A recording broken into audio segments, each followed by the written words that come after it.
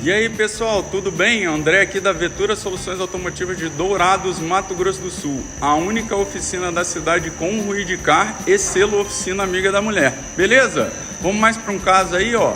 iX35, o cliente veio de outra cidade para fazer aqui o teste na Ruidcar com a gente aqui, né? O diagnóstico. E o carro tá bem bobo a traseira e fazendo bastante barulho, tá? A gente colocou o carro aqui na Ruidcar. Ó, tô escutando barulho aí, ó. Aqui o bracinho da convergência tá estourado. Aqui, bucha do facão aqui também estourada, tá? Do lado de cá, o bracinho da convergência também, a gente colocando a mão aqui, a gente sente bastante. E bieleta aqui, bucha da barra. Beleza? É isso aí, pessoal. Um abraço e até a próxima.